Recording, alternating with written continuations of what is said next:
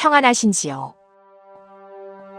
다음 말씀을 읽어보시죠. 개역 한글 빌립보서 1장 28에서 30절. 아무에게든지 대적하는 자를 인하여 두려워하지 아니하는 이 일을 듣고자 함이라.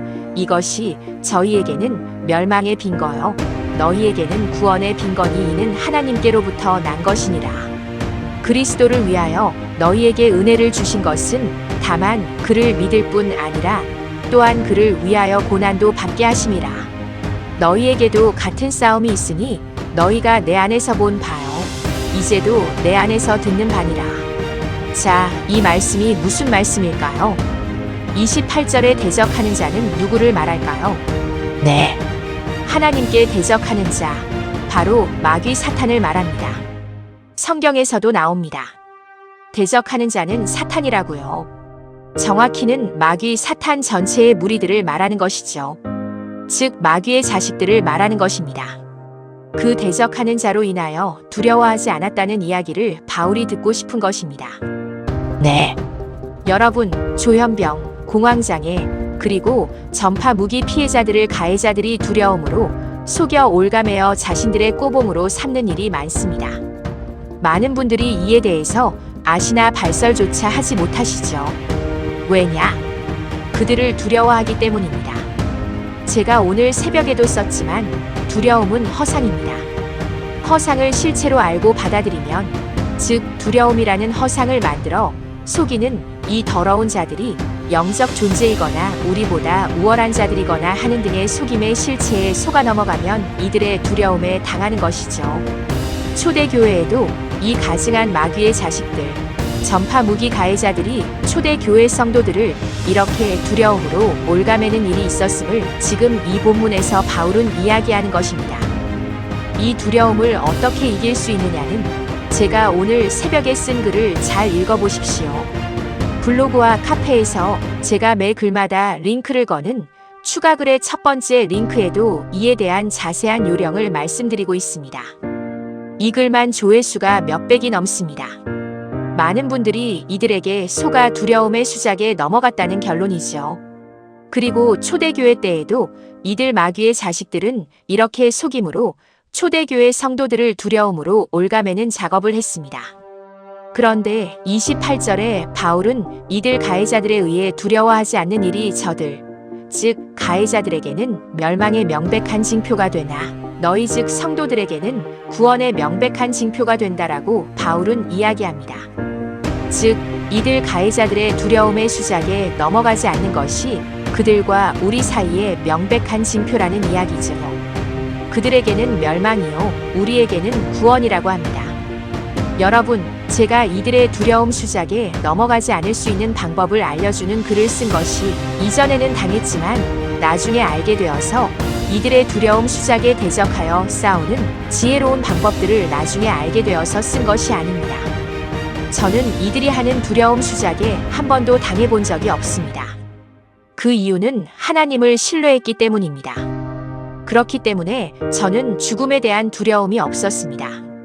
처음부터 이들이 무슨 영적 존재거나 우리가 범접할 수 없는 신적 레벨이거나 하는 그런 거짓말들은 믿지 않았습니다. 제가 이들과 싸우게 되면서 했던 첫 말이 무엇이었는지 아십니까? 지옥의 갈 놈들이 였습니다. 저는 처음부터 이들의 정체도 모른 상태에서 이들이 지옥에 갈 것은 알았던 것이죠. 이들의 두려움 수작과 협박에 넘어가지 않는 비결은 바로 하나님을 알고 하나님을 신뢰했기 때문입니다.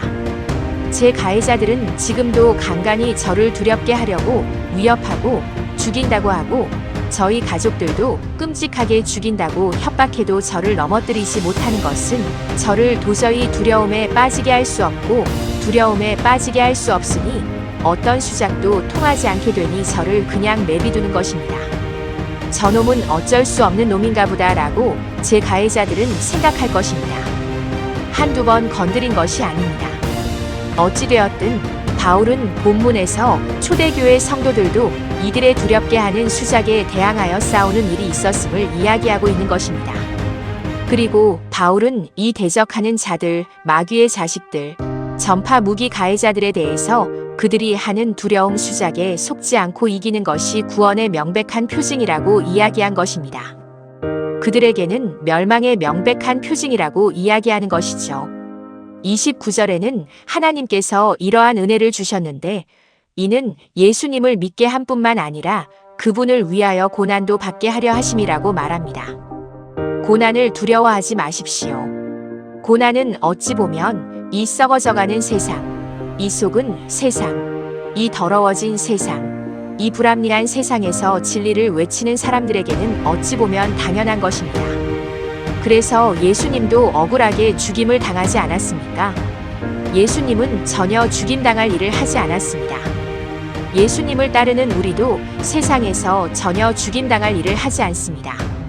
그러니 세상은 우리를 미워해서, 아니 구체적으로 이 세상 주관자들, 마귀의 자식들, 전파무기 가해자들은 우리를 미워해서 고난을 주는 것이죠.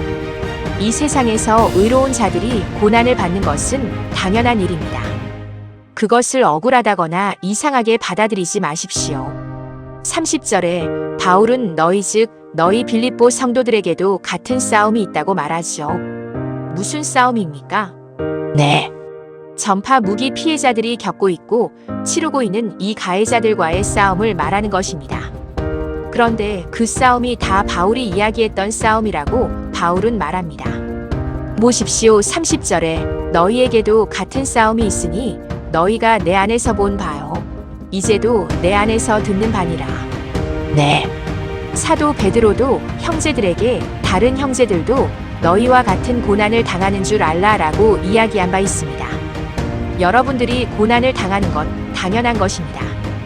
이 부조리하고 더러워진 세상에서 깨끗하고 의롭게 살려고 하면 당연히 마귀의 자식들이 달라붙어 고난을 주게 되어 있습니다. 세상과 적당히 타협하고 적당히 이기주의로 더러운 짓도 하면서 살아가면 마귀의 자식들, 가해자들은 이놈은 하나님을 안 믿고 적당하게 세상에 빠져 사는 놈이구나 하면서 잘 건드리지도 않습니다. 건드릴 필요가 없죠. 적당히 세상에 빠져 사는 사람들은 천국에 들어가지 못할지 모릅니다. 힘을 내십시오. 우리가 받는 이 고난은 헛되이 돌아오지 않습니다. 산상수훈에서 예수님께서 이야기하셨듯 우리가 받는 이 고난은 몇백 배, 몇천 배의 상급으로 되돌아올 것입니다. 그래서 예수님께서는 고난 당하는 것을 오히려 기뻐하라라고 말씀하셨습니다.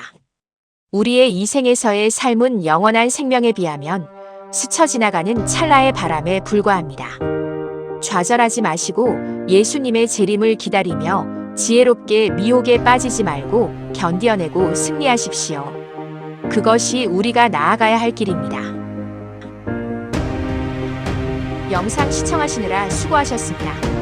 제 채널 영상들을 통해 더 알기 원하시는 분들과 제 채널 영상들을 다른 더 많은 분들도 보고 깨닫게 되기 위해 여러분들께 부탁드릴 것은 구독과 좋아요, 알림 설정을 하는 것입니다. 오늘도 진리 가운데 자유케 되시는 여러분들 되시기 바랍니다.